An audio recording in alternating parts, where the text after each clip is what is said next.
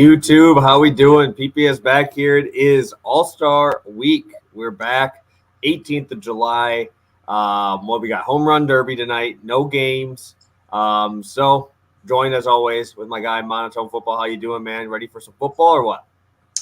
Yeah, no, it's in the name, right? We came prepared. We've been waiting for this season a long time. I forgot it was actually the Home Run Derby tonight. I guess nobody's messaged me to do an article on it, so I'm living free right now. But yeah, no, I mean, All-Star break's always fun. Lets us de-stress a little bit, but not us. We're jumping right back into football. We obviously had a great year last year.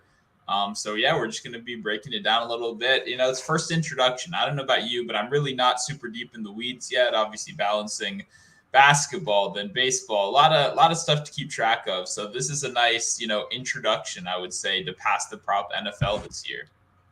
Yeah, no, NFL was great to us last year. We got a ton of you guys paid attention, stayed tuned to all of our shows, which was awesome. We appreciate that, and I'm sure it'll be just the same way this year. But yeah, we had our future show for MLB about this same time, a couple months prior to the MLB season starting, and that we're going to do the same thing here for NFL. You guys know how we do. We absolutely crushed last year our NFL content, and I think that we're going to do the same exact thing this year. Obviously, you guys saw that the link says VMoney will be here. He's on another show actually right now. He's a busy guy, making sure that we get him on here in a sec. So we're just going to talk for a little bit. I might drop my first one because I think I have two. He has two. You got one, and then you got some. We got some long shots for you as always. Vandy, appreciate you, man. Yeah, it's been fun. We're growing. Hopefully, this past prop season will be great. We got Steve in here. Dan's back. I know he was on a trip, so that's awesome. Back in here. You're back for some NFL. I'm not even going to be talking crap about your Bears this time. I'm not even going to be talking about them this entire show, so that's pretty good. And then we got Steve in here as well. Yeah, so we got Monotone and myself here for a little bit. Like I said, V-Money will be here in a sec. Again, guys, this isn't all we're going to probably take for futures, right? We're D-Gens. We're probably going to throw quite a few more in there.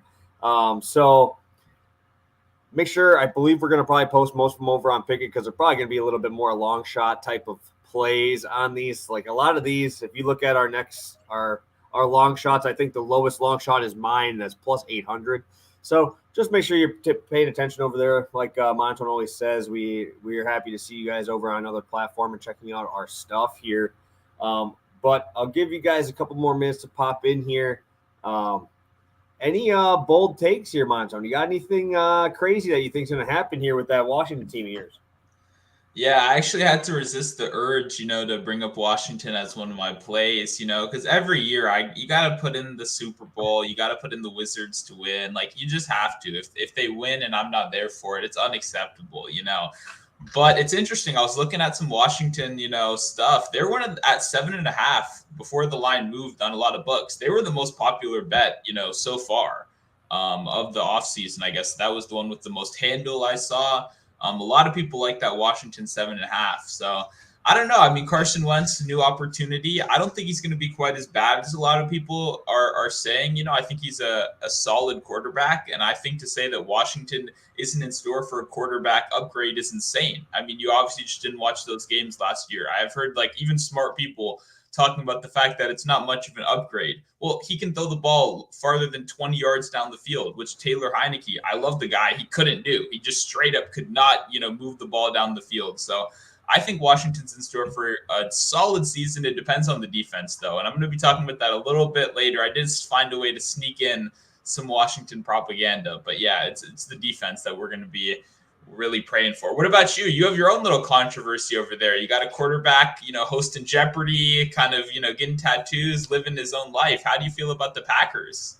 Well, the thing is Rodgers has always been kind of like that isolated dude. So It's not like this is anything different. Yep. I'm not really actually worried about him at all. It's really just going to come down to the receivers and obviously making plays there. Aaron Jones is going pretty high in fantasy drafts, which I think is smart. I think he's going to be the guy who's going to be the most benefit from the Devontae Adams leave. Obviously, everybody's leaning towards Lazard. I think he's getting drafted way too high. I don't think he's a number one receiver. But I think the combo of Sammy Watkins coming in is going to be nice. I think that's a good veteran presence to have there. Obviously, Cobb is still there, still rolling on those crazy legs that are 40 years old. And I think Amari Rodgers takes a step forward this year as well. AJ Dillon too has been fantastic. I think AJ Dillon's might actually lead the Packers in rushing. But Aaron Jones obviously is going to be that guy who's going to have to take care of both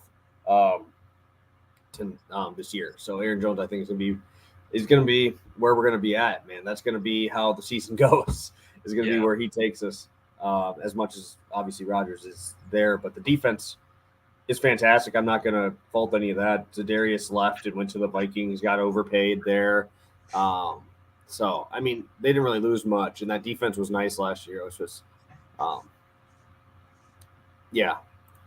can't take Vikings advice from a Packers fan. I'm a Packers fan, but like I'm pretty damn neutral on my thoughts on these guys. I'm just not a huge Viking fan this year. It's tough. I'll talk about it in a second. I'm just not a huge fan of those first year coaches, dude. That scares me a lot especially when you're Kirk Cousins, who's like 12 years into his career, just getting thrown a first year head coach is kind of, I don't know, kind of skeptical of it. And also, like, we're complete opposites, too. Like, if you took down that Packers flag behind you and you watched every single pass to prop last year, nobody would even know, right? Like, literally nobody would even know. I got to bring up my team every week. That's how it goes around here. So you're talking about the wrong guy being biased on this side of town, okay? Yeah, no, I'm usually pretty – like, I didn't think the Packers were going to win it all last year. I'd said that before the playoffs even started. I'm like, they're just not gelling right now right before. And obviously the San Francisco game was crazy. So, I mean, I was obviously upset, and I'm a pretty diehard fan. But you can't when you're putting your money on the line, man. Yeah. You gotta toss it. You gotta toss it when your money's on the line, especially when you bet on them and you bet on your own team, and then you lose. Then it's just a double whammy, right? You get punched in the stomach twice. So, while we're waiting for VMoney coming in here, I have 2 plays of straight ones here. So I will start us off. I'll start us off with my first play. And I'm actually going to I'm not sure if this is a popular one or not, but this is on DraftKings. I'm going to be on the under 6.5 wins for the Panthers here. And looking at the schedule, this might be one of the hardest schedules I've seen. And now you're going to give me a brand new quarterback having to mesh with obviously the Robbie Anderson issue that they had. He tweeted about him and stuff. And I love DJ Moore. I love Christian McCaffrey. That defense is mediocre, I guess, putting it nicely. They're average. But now let's look at the schedule, man. This is tough. You got Cleveland first, right? Everybody knows about that. Cleveland facing Mayfield in the first week of the season. Then you're going to New York, who I think is going to be better this year. Then you have New Orleans, Arizona, San Francisco, at the champions, right? The Chargers, or not the Chargers. Jesus Christ, that's bad. The Rams. Then you got Tampa Bay, at Atlanta, at Cincinnati, dude. Like, that's a 6-game stretch. They are matched up with the NFC West this year, which is the worst division to be matched up with, because obviously I think 3 of these teams make the playoffs. So now you have obviously that face-off there. I do like their addition of J.C. Horn. I think he's going to be great, but you're going to need to do a lot more than that to fix this defense. They're a leaky run game. Obviously, that should help out the pass game a little bit there, but that stretch is brutal. Then they even have to play the Lions, who I think are going to be pretty good this season, or at least better than expected. But that stretch there is going to be tough. I don't know how you're going to get the 6 wins. I'll maybe give you Seattle, Pittsburgh, Detroit at the end, but their last 2 games are at Tampa, at New Orleans, which are going to be big games for them, right? Probably not for the Panthers. So those ones are pretty much going to throw in the rookies and try to see some stuff. So there's 2 more losses. Didn't even say they had to play Denver yet. They have to play Denver with Russ now. It's a very, very tough schedule. I don't know if McCaffrey's going to make it through the full season with the workload he's going to get. Mayfield's used to having a line that's top in the NFL. What's he going to do when he's running for his life? He's never had to deal with that. The Browns have always been a good line. Panthers, not so much. We've seen Christian McCaffrey attacked in that backfield every single year. I just don't know how he's going to react to having the pressure. I don't know how I trust him going into this new situation this quickly. And this schedule is just brutal, dude, for any team. I don't think any team would be above 9 wins in this schedule, even if maybe like the Bills or obviously like the a couple of the other high-end teams here. But the Panthers, no, I don't see it. I don't see where the 6 wins are coming in this season. Yeah, I mean, this is an interesting one for me. I don't know. Panthers, this is a higher number. I thought maybe 6 even might have been a little bit more reasonable with the schedule you mentioned. I do think to play a little devil's advocate, I do think Baker Mayfield is a pretty good upgrade at quarterback. I think a lot of people are kind of dismissing that as a lateral move, which is fair. But Sam Darnold was really bad last year, and that offense was brutal. I mean, they played at an extremely slow pace. I remember for you and me both, a lot of weeks they were cross-offs, right? It's like we can't really play guys in these games anymore. The biggest thing for me is Rule sucks. That guy's a terrible coach, right? I think if you have odds on him to be the first coach fired this year, I think that's probably something I'll take a look on. I know a couple books actually offer that. I think that's a pretty solid look. Because Rule, I mean, it's a pretty brutal, experience down there. But they do have some talent, like you mentioned, on the offensive side. Their defense was very good against the pass last year, right? But they did lose their top pass rusher in free agency to the Eagles with Reddick, I believe. So that obviously hurts a little bit. I don't know how I feel about the Panthers yet. I really don't. I think the fact that they haven't committed to Baker is kind of funny, right? They're going to make him, beat out Sam Darnold in camp, which is interesting. But it's a tough schedule, like you said. Really, really tough schedule. I think they probably sit around 6 wins in the end. So I think it does probably go under, but interesting. Yeah, no, and I think you mentioned exactly another great point is they drafted a great corner, right? And I think that's great and everything, but they were 10 times better against the pass. I didn't look at the numbers on exactly what it was, but their run game, how many games did we have like a DJ Moore line or something, and we just didn't even get the ball back with 6 minutes and they couldn't stop anybody? But they didn't adjust to that, right? They end up getting a great corner. I'm not taking anything away from J.C. Horn, but you're drafting a guy who's going to be obviously in the passing game. So like if they're down, which I'm going to assume they're going to be losing in probably 90% of these games, how are you going to come back? How are you going to get the ball back to your offense? And I know we had CMC lines. I know we had DJ Moore lines. I mean, even a couple times we took completions or receptions on these spots. And how many of them just got derailed with 7 minutes left because they couldn't stop the ball, right? And I mean, that's how these guys are going to take them down. And I just don't know if I trust the Panthers to be able to stop really anybody from running the ball, especially now that you're going to end up having to run against, like I said, the Bengals. You're running up against Fournette. You got Barkley in the second game. You got Nick Chubb in the first game. That's tough, dude. That's a tough schedule to be bad against the run. Let's take a peek here. Got a couple questions here. Steve's bringing up the Falcons under 5 wins for a similar reason. Any thoughts on the Falcons? Obviously, they're going to be the bottom of that division. Obviously, the toughest one. I mean, there's really not much else you got to say for these guys. This is a tough spot. Do you have anything on the Falcons? Yeah, no, I agree. I think they're going to be brutal this year. I kind of like Mariota sneakily, like just as a player in general. For fantasy, yeah. Yeah, in terms of his NFL career, I wish he hadn't landed necessarily with the Falcons as much. I think this is going to be a very pathetic team this year. I mean, like you said, O-line, it was absolutely terrible last season. It doesn't look like they made any meaningful upgrades really anywhere. They got worse. They don't have Calvin Ridley coming back. They're going to have the same problems with Kyle Pitts seeing quadruple coverage as a second-year tight end. That's pretty brutal. I think they're going to be really bad this year. So we'll definitely have to agree with the under 5 wins right here for sure. Are you not a fan of London at all? I think he's a high upside prospect, right? Yeah. But I'm kind of concerned about who's going to be getting him the ball. I like Mariota for his dual threat abilities. He's not an accurate downfield passer. That's not why he was brought into the NFL.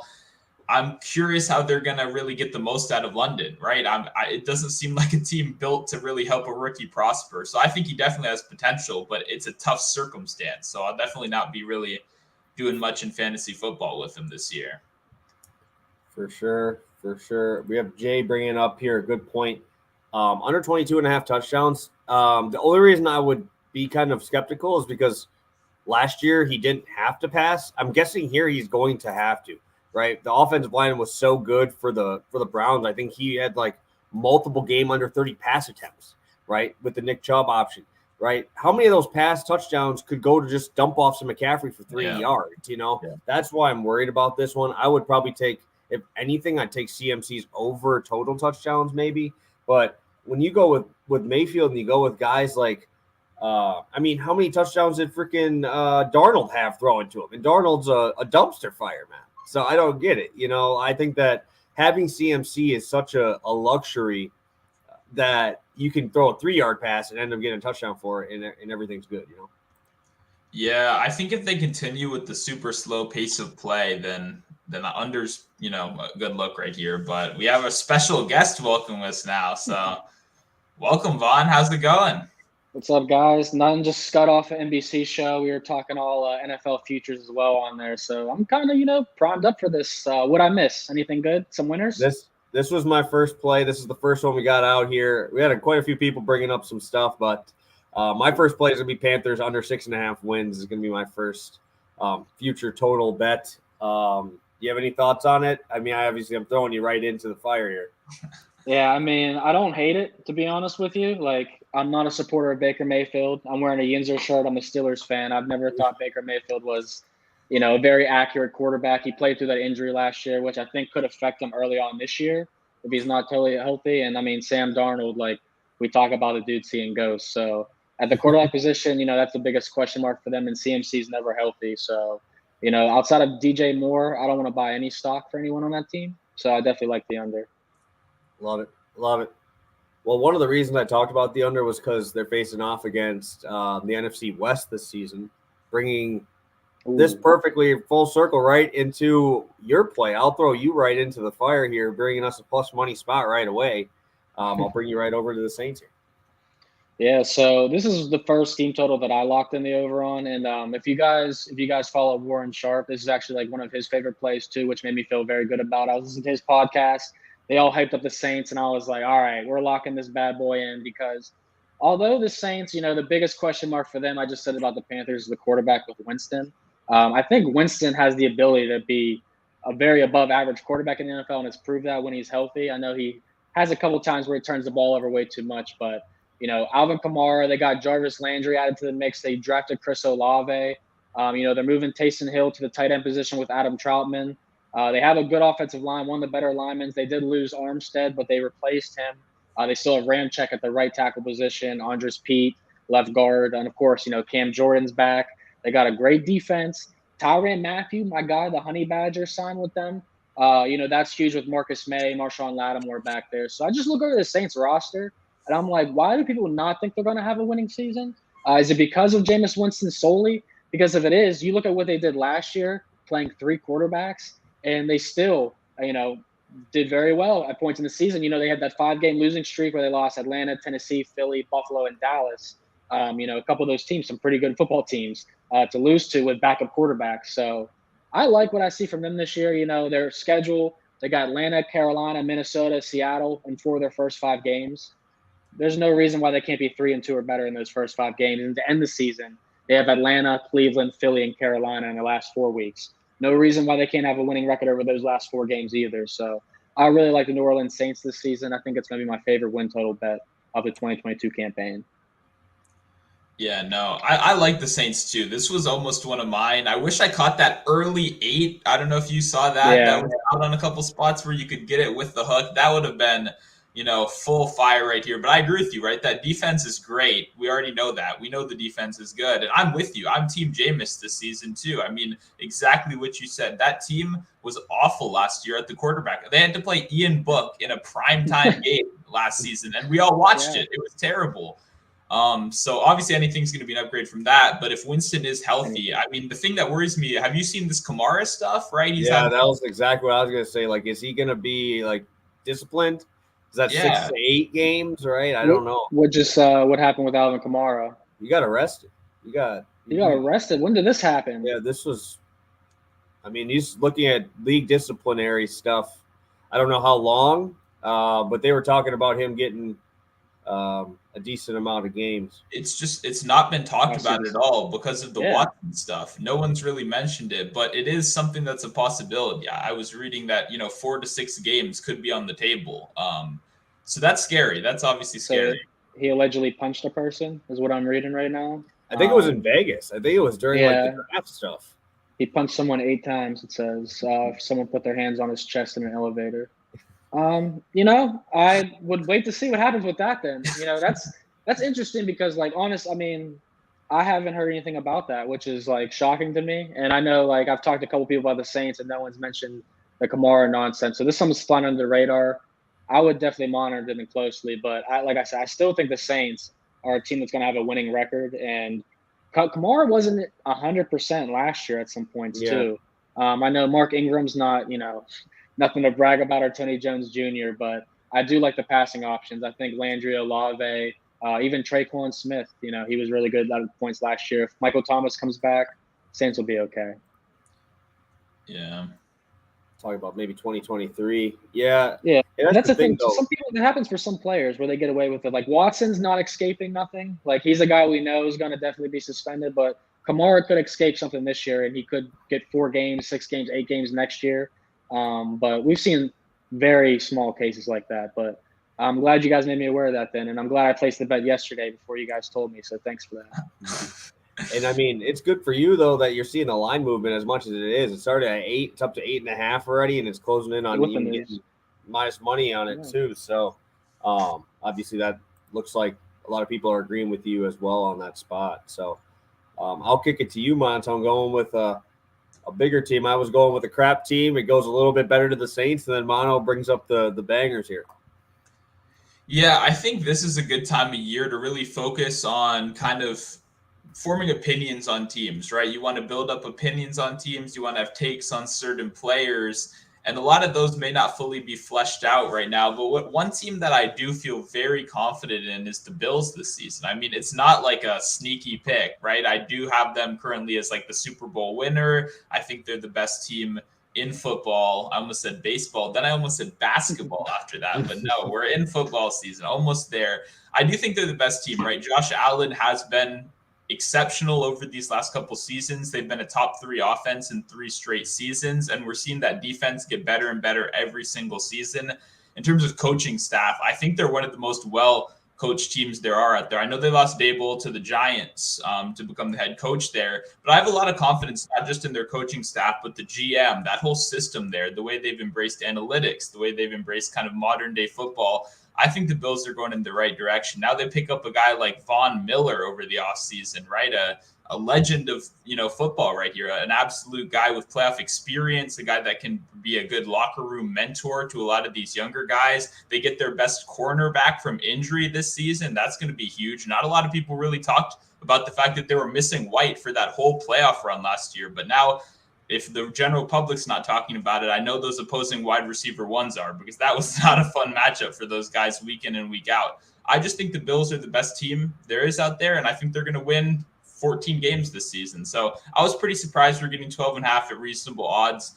And honestly, when I was looking at these odds boards, the teams that really popped out to me the most, normally it's the losers. Normally it's the 4 or 5 wins. Seeing the Bills at 12, seeing the Chiefs at 10.5. A lot of these teams that we know have elite quarterbacks already there are kind of the teams I was drawn to. And I think the Bills are going to have a good season this year. Yeah, I ain't going to talk you off Josh Allen. Obviously just signed that massive deal. So I'm going to come out and try to get that ring, especially because he didn't even get a chance to get the ball in overtime, right? So I think he's going to come out with a little bit of a vengeance here. I wouldn't be surprised to see this fly over, especially looking at that schedule. Yeah. I will take this next one. I think Jay Raven is going to be interested with this one. He's talking to me about how I'm a Packers fan talking about the Vikings. I'm going to take the Vikings not to make the playoffs. They're giving me this at even money, minus 110 on both sides. I get it. They got the new addition, right? They got the new coach. Everybody's talking about him. But I'm not even really going to go off that. I'm going to go off of like last year's defense, right?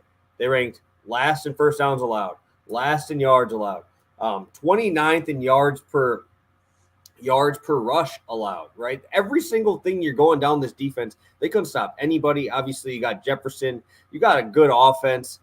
Kirk Cousins likes to put up fantasy points, but doesn't really like to win games. Now you get Bill Belichick 5-1 against him. He's facing off against them this year. Get to head to Washington for the first time ever since he left.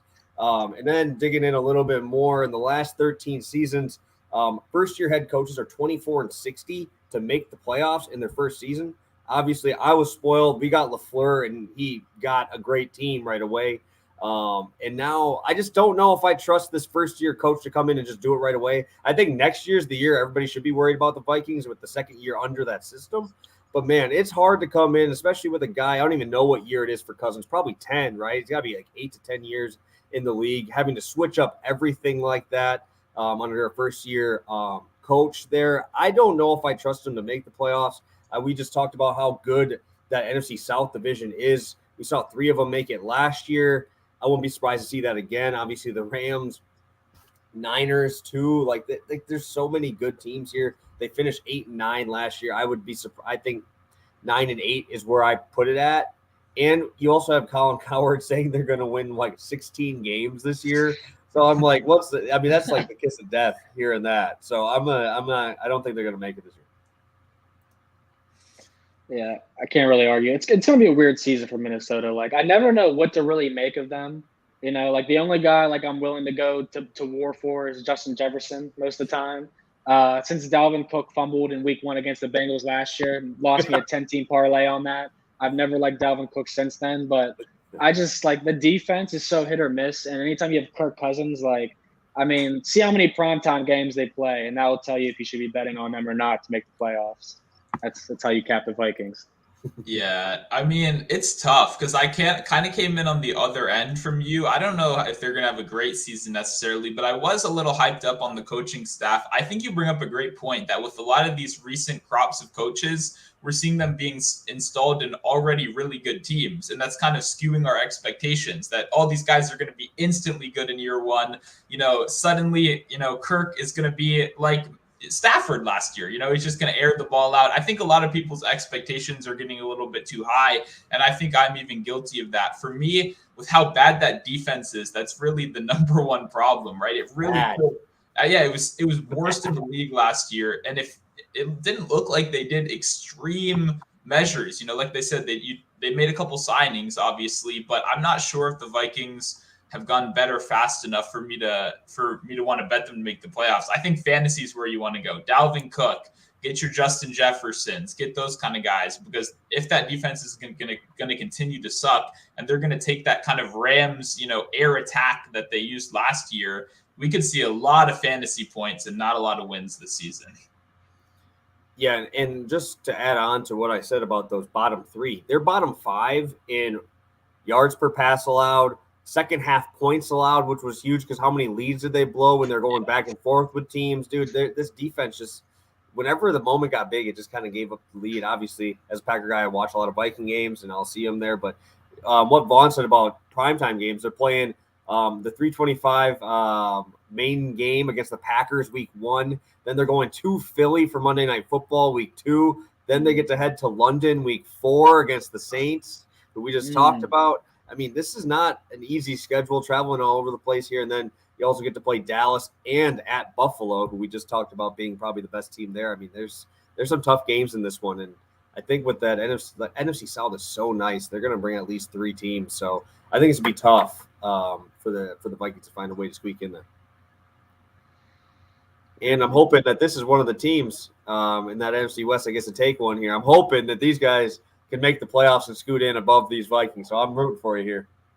See, this is an interesting one because when I keep breaking down everything for the Cardinals, like I love their roster. Another situation where they'll be without one of their best players for multiple weeks. DeAndre Hopkins will not be playing for the first month, maybe first 6 weeks. But I look at this team and like Kyler Murray, 12 or less interceptions every season he's been in the NFL. He doesn't turn the ball over when he comes to throwing. He had 12 fumbles last year. He lost 0 of them.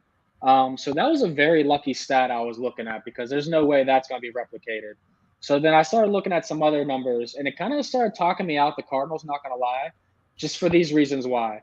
So if you guys like the Cowboys last year, the Cowboys did something that most teams couldn't do, and they forced turnovers like it was nothing. They led the NFL in turnover differential. Right behind them was the Arizona Cardinals at plus 12. And I don't know if they're going to be able to get that much turnover differentials this year either. So I was looking at their schedule, and I kind of started talking myself out of this one, to be honest with you guys. And now I'm kind of feeling them not to make the playoffs because out of the past couple of days, I've been looking at this. Their schedule definitely somewhat brutal. So without Hopkins, they'll have the Chiefs, the Raiders, the Chargers, the Panthers, Eagles, and Seahawks. Now, the Seahawks obviously no more Russell Wilson, so I like the Cardinals to get 1 to 2 wins there. You look at the Niners; they beat the Niners both times last year. If Trey Lance is a starter, I like the Cardinals a lot in those series. But then you look at the rest of their schedule, and I mean, outside of Atlanta, Carolina, and maybe Philly, it's a very brutal schedule. So right now with the plus money, I'm going to wait to see where this one moves because my gut is telling me the Cardinals are going to have a winning record this year. But all the numbers that I look at tells me this is going to be a brutal schedule. But you look at the Cardinals last year, guys, they just peaked too early. Like they were like the Steelers the year prior when the Steelers were like 9-0, 10-0, and everyone's like, we're going to the Super Bowl. And I'm like, no, once we lose, we're going to lose. And the same thing happened with the Cardinals. But those teams come back with winning records the next year, and the Steelers did that as well. So although the Cardinals' schedule got a little tougher, I do think they can get a winning record, but I'm going to wait to see where the juice and the sharps push this one because we know the Super Bowl trend is happening, and Arizona's hosting the Super Bowl this year, but I'm not going to let that be the reason why I put my money on the Cardinals. So this one is a very tight line in my opinion, and I'm going to probably wait another week or two to bet it, but my gut is definitely leaning a winning record for the Cardinals. Yeah, no, I mean, Cardinals are a tough one for me just because that division is so hard. Like, it really is. I mean, the Seahawks are going to be worse this year. So finally, there's, an easier team in that division, but it fluctuates so much per season. Murray's really the X factor here, right? Can he stay healthy? Can he play a full season? And if he does play a full season, how's that going to look, right? It seems like a lot of quarterbacks get criticized for running. The one that actually seems to get hurt when he runs and then has made media comments about having to slow down the running is Murray, right? So how does Murray look as more of a pocket passer this year? And now no DeAndre Hopkins. They did address that with Hollywood Brown. I think that was actually a very, under the radar good move, especially not having to give back too much at all, So when you're losing Hopkins, you got to replace him right there. They obviously lost Christian Kirk to that insane deal to mega deal, baby. Which addition by subtraction. Rondell Moore looks totally fine to take over his spot, in my opinion. Yeah, Moore is going to be fun. Rondell Moore. I mean, they seem to like him down there. I think the thing that worries me about the Cardinals, Cliff Kingsbury's never really done much for me. I don't know about you guys. I've never been too impressed. He loves kicking field goals in the red zone, which is like kind of weird when you need to win games in 2022. You don't kick field goals at the 20-yard line against like the Chiefs. That seems like a very Cliff Kingsbury move. But it'll be a tough season. I think the Cardinals, if they can make it past, like you said, that tough stretch, just surviving in the beginning without Hopkins, and I think they could be a team that peaks late and gets real scary at the end of the season.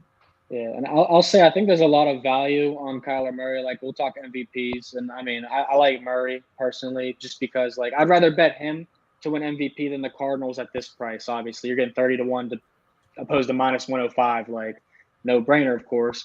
But without Hopkins, like Murray's going to take total control of that offense. I think he's going to have to run more a lot, but he's going to also be a pocket passer this year because they want to keep him longevity in tune. And you saw what happened last year with Lamar Jackson getting kind of banged up. They had Trace McSorley or whatever in. You don't want that situation here with Colt McCoy or Trace McSorley as a backup for the Cardinals. And I know James Conner, I love the guy with the Steelers, but there's no way he's scoring 17, 15, 20 touchdowns in year 2 with the Cardinals. That's going to regress. And a lot of those carries and yardage and touchdowns are going to go to Kyler Murray, in my opinion. So I really just like Kyler Murray in general this year. And the Hopkins thing's not too big of a deal to me. Yeah, I love that Hollywood Brown pickup. I mean, the thing is it's a skill. It's a skill to be able to play with a running quarterback, to be able to actually come back to the ball and know what's happening when those plays go an extra 3 seconds. I mean, who else is better at it than Lamar Jackson? Now you have Kyler, same type of player, able to get out of the pocket. And Mark, I swear to God, it was always him or Mark Andrews were the only 2 guys he would ever find in those situations. Yeah. Right? Nobody else could find a way to get open when you see the pocket move like that. So I thought that was a really underrated pickup. I know everybody was talking about Kirk. Well, I think he's going to have a good year, but I mean, obviously he got paid a little bit too much probably. But I digress. I will not. I'm happy you got the bag. That's all I'll say. I'm happy you got the money. So, we got all of our normal plays out of the way, right? We got our normal ones out, and now we're going to some long shots here. We'll send it over to you, Monotone, to kick us off. I will be heading to the most improved player market as well for my spot, but I like this spot for you. Tell us why you're on the Chase Young train here. Yeah, so this one's a little bit biased, right? Washington fan, obviously. Big Chase Young supporter. I think this is an interesting market, right? Because most improved player changes across whatever sport you're looking at, right? Whatever name it is in whatever sport. I think Young is appealing right here because not only was he bad last year, he was injured. So he has the double whammy. He both got injured and then didn't play up to expectations, which normally it's one or the other, so he has both of them in this situation. And I think for me, a lot of this is kind of trusting the upside and trusting what we've seen before. Chase Young came into Washington as a rookie and absolutely dominated. He was great, as a rookie pass rusher, but he was also great as a leader, right? He really stepped up in that locker room. Chase Young is without a doubt one of the leaders on Washington, and he really was since he was a rookie down there. I think he is a huge deal coming back healthy this season. He's shown he's obviously a hard worker. We know there's some troubles around the league. Sometimes guys aren't showing up to offseason workouts. Guys aren't staying in shape. Young has shown nothing but commitment. I think he's a household name. People are going to root for him in these kind of categories. You need a guy that is marketable, whether it's MVP, whether it's most improved. You need a media storyline to really develop around this guy. And I think Young has good groundworks for that, right? We've seen his potential in college. We saw it flash in his rookie season. He then had a disappointing second season. I think he's kind of the perfect candidate for a media storyline to really build around him, especially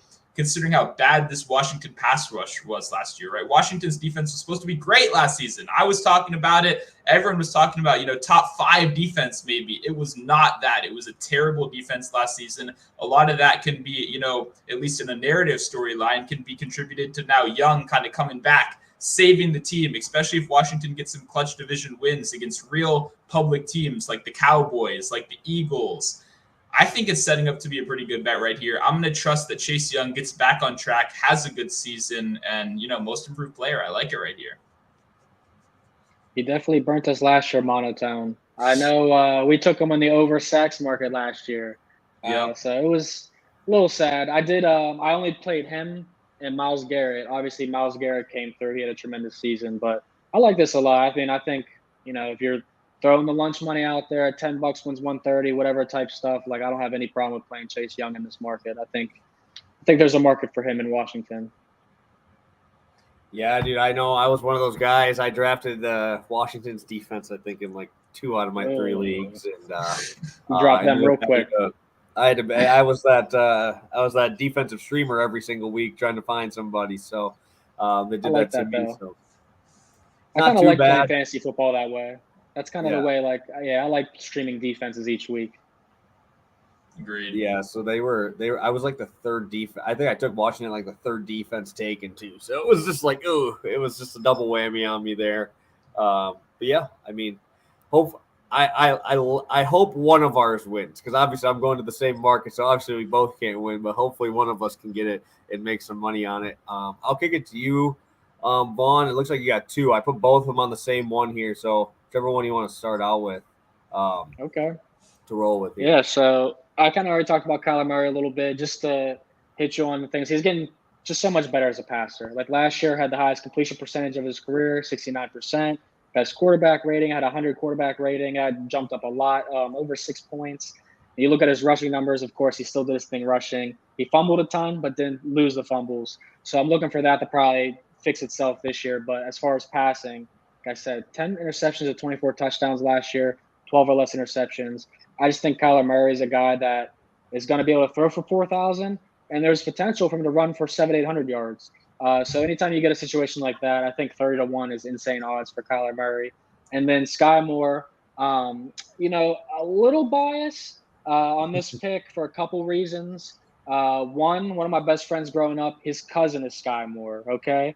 So I've known Sky Moore a little bit, like growing up through high school and college and watching him play. So I followed him very close at Western Michigan, and he just complete stud in my opinion. Like when the Chiefs drafted him, my immediate reaction was like, this guy could fill in so many spots for them. He's a slant out. He's quick, very good at breaking down, getting in and out of routes. He's not going to be the long distance guy like Tyreek Hill was. Neither will Juju Smith-Schuster though. So somebody's going to have to try and fill that void. And I like Sky Moore a lot in this position, to be honest with you. I know right now it's looking like he's probably going to be the 3rd wideout or a flex type of wideout for them. I think he's really going to work himself up this season. If you follow him on social media, I mean, he's been working every day, but he's also been working with Patrick Mahomes almost every day. And when you're a rookie working with your QB1 like that, I think there's going to be some good chemistry there all season. So while 11-1 isn't great odds for a rookie of the year, because you're probably looking for like, the 20s, the 25 to ones, I think Sky Moore as a receiver has pretty good numbers. He's going to get a good opportunity. The only other guy I look at in this market is probably Garrett Wilson of the Jets, because the Jets are going to be throwing a ton and they're, bad as can be. You don't need to win games to win Rookie of the Year. Only 3 Rookie of the Years offensively have had their team win 10 or more games since 1998.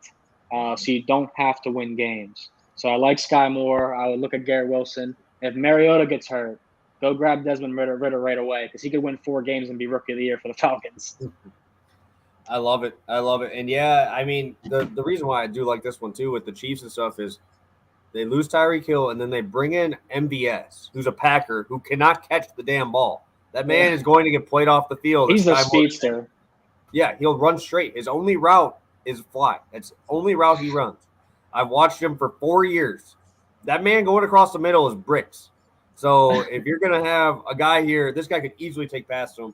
I watched way too many games where we decided that MVS was going to play a non-streak route. And he would kill everybody on the streak route maybe like once every 2 weeks and just destroy DFS lineups. But, yeah, it was tough to watch, and I definitely think if Sky Moore is able to kind of get that full route tree with Mahomes, I think he's going to take that step ahead for sure. Yeah, for me, I'm normally a quarterbacks or bust kind of guy in these markets, but it's interesting because they suck this year. I mean, to put it bluntly, right? I mean, you obviously have a quarterback in Pittsburgh, Pikkit. That there's a wide range of outcomes, right? He is not a slam dunk Kyler Murray first overall pick at all, which is what we're used to seeing, right? We're used to having the side between these studs. So what happens when you don't have those clear quarterbacks is now it's way more open to any of these guys like Sky Moore, who could put up some really crazy numbers. I mean, just being the beneficiary of Patrick Mahomes could single-handedly, push him all the way up the leaderboard in front of a ton of other guys right here. So Rookie of the Year is going to be a crazy one for me. I think the biggest thing to look out for will be if any of these guys are surprisingly named starters, right? Some of these guys on some of these other teams. This is what happened with Mac Jones last year, how I was able to get a 10-1 in on that when he was randomly announced the starter. Maybe a thing like that could happen with the Falcons. Some crazy stuff with the Titans, maybe in week 2, if, there's some kind of injury, something like that. But I agree. I think Sky Moore is a good guy to take a shot on right here. And I think the odds kind of reflect it simply because there's no quarterback to really make the odds really, crazy, right? There's no quarterback at plus 100 right here that really makes everyone else crazy odds. So I think it's a pretty good look right here. And Kenny Pickett will more than likely not be the starter for Pittsburgh this year. So don't bet him at 600. Like, that makes no sense. This is a situation where, like Mac Jones, you said, he could start later in the year. If the Steelers start out 3-5, 3-6, they're like, we have to do something now. Then that's the time to bet on Kenny Pickett in the Rookie of the Year market. But right now, absolutely not. Trubisky's a former first-round pick. They're going to give him his chance to shine and bring his career back to where it should be.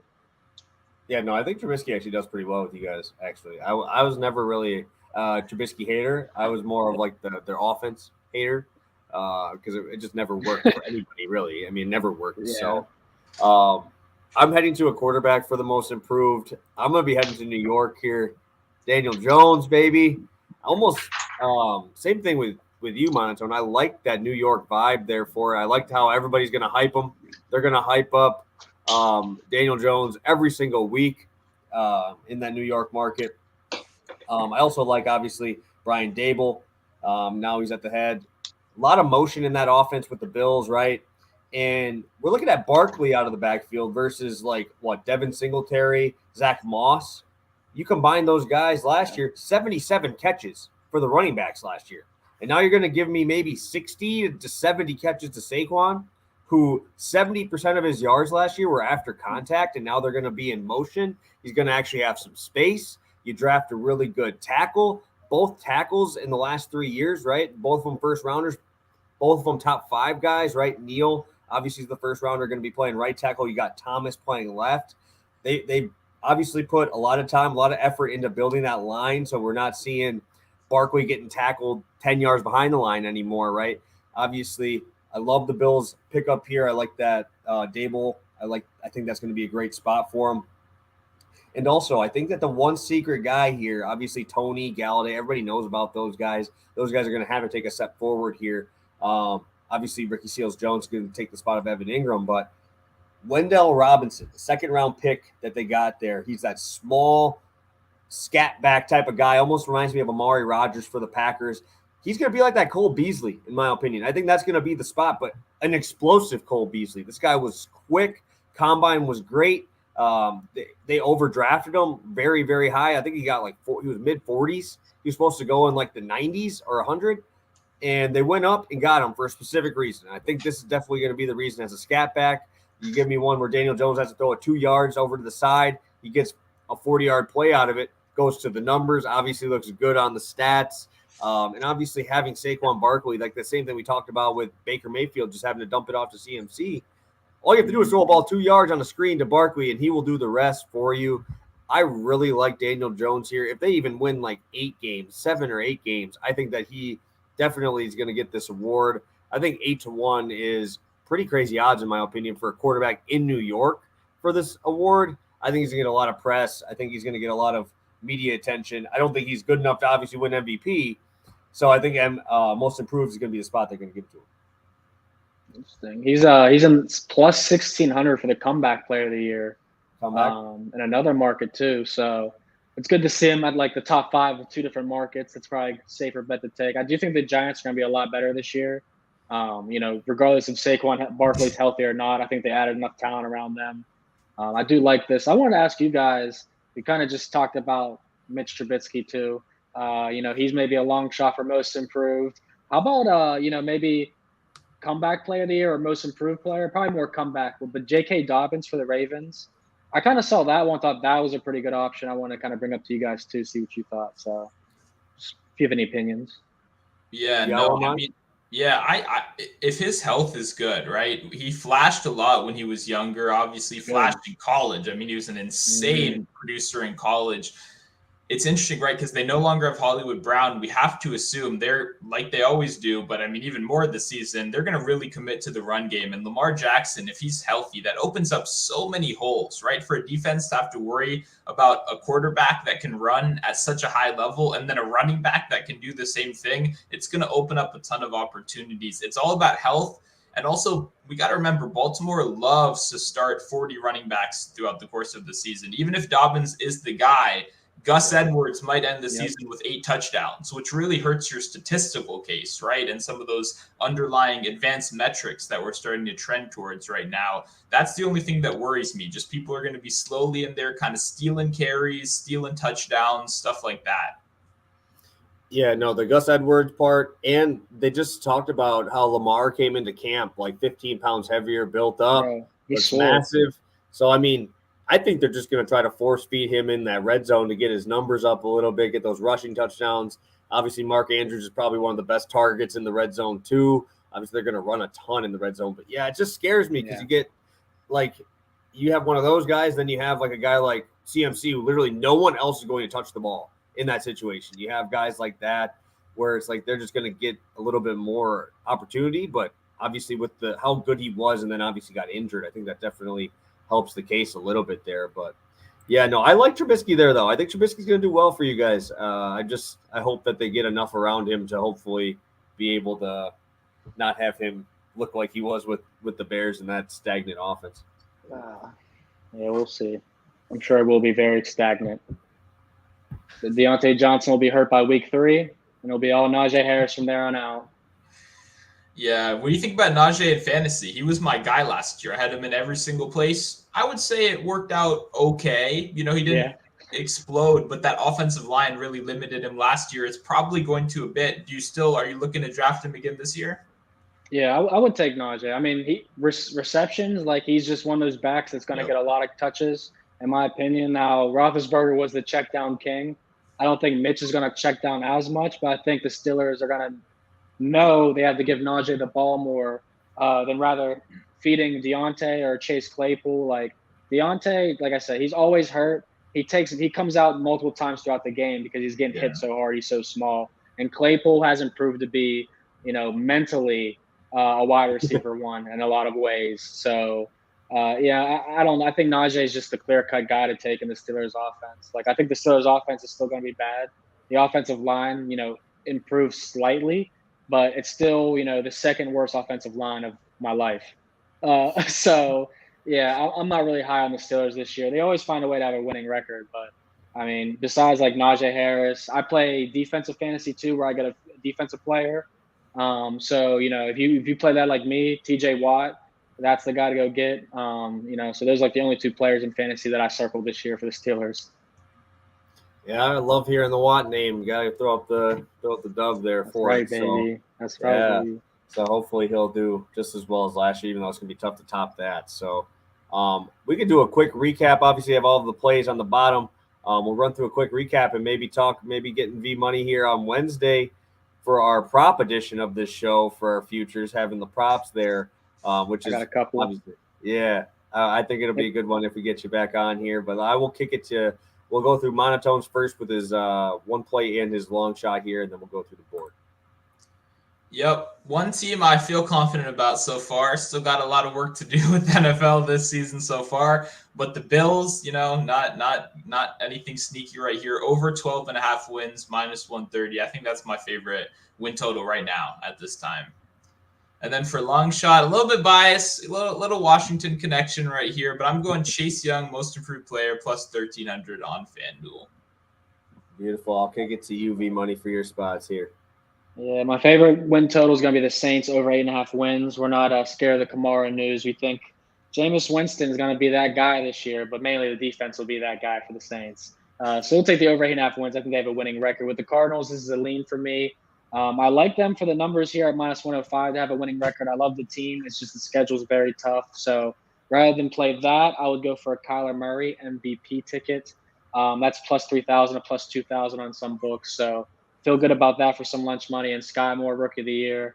Monotone just talked about how he's a little biased. I have a little bias towards Sky Moore as well, but I love the connection with Patrick Mahomes and what he could do this year. So no problem laying down that. And I want to give a shout out to J Raven 76 in the comment section. They just said Devontae Adams. That's my biggest play.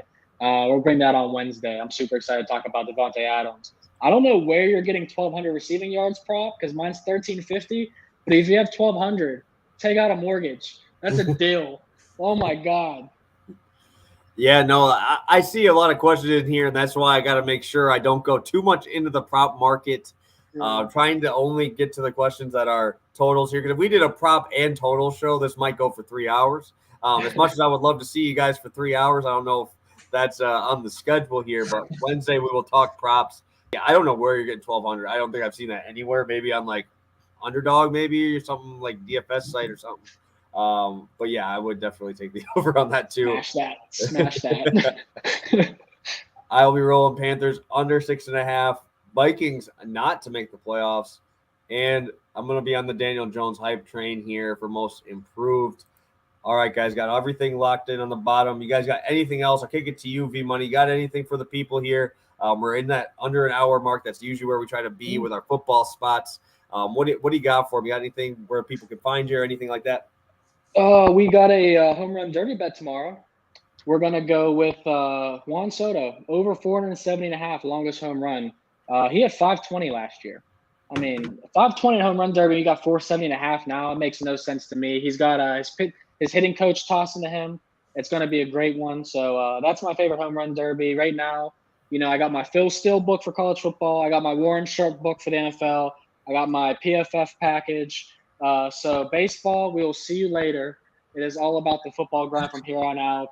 I'm super excited to see it. And they just said DraftKings has 1,200 for Devontae Adams. So that's what I'll be doing the next 10 minutes. I'm going to be making a little deposit, you know what I'm saying? But someone made a great point, too, about Juan Soto hitting the 520 at Coors Field. While that does impact that, I don't think 470 is anywhere near out of reach at Dodger Stadium. A lot of those guys have some markets. For the sharper markets, I saw some even have Juan Soto at 490. So, getting 470 at DK definitely makes me very comfortable taking that number. Beautiful. Monotone, you got anything for the people before we head out? Yeah, I mean, I appreciate. I think VMoney definitely talked me into that Kyler Murray 30-1, MVP sprinkle right here. I mean, I'm normally a hater on MVP bets, on all those. I really do. Like when people send them in my Discord, I just immediately like, no, just absolutely not. But the tools that Kyler Murray has to be at 31 or 30-1 are insane. I mean, I was even thinking about talking about Derek Carr on the show right here. I mean, looking at physical tools and upside, Kyler Murray's got to be 3 times higher than Derek Carr. I know Derek Carr has some good guys around him this season, but just that combination of tools, everything that he's done, what we've seen before, 30-1 is pretty insane. So I appreciate you bringing that up. I'm going to be tailing you on that one. But yeah, no, nothing much else. Feeling good about the NFL stuff for sure. Beautiful. Yeah. So thank you guys for tuning in. Obviously, thank you, VMoney. I believe we haven't had you on in a few months, so I was happy to see you back on here. We'll connect and hopefully be able to bring you back on in a few days for our prop version of this show. Getting that football out, get that football itch scratched early this year. Obviously, baseball's still rolling, and we're doing that. But obviously, NFL is where you make the real money, right? That's where everything goes. So thank you guys for tuning in. We'll be back Wednesday. Obviously, no baseball on Wednesday, so we'll be doing our prop futures. So we will answer your Devontae Adams, your Mahomes questions that we're seeing in the chat. We didn't just ignore you. We'll take them on Wednesday for you guys. So thank you guys for tuning in. We appreciate you, and we will be talking to you Wednesday. Have a good one, guys, and best of luck if you're betting the Derby tonight. Good luck, and hopefully you can win some money. So have a good one, guys.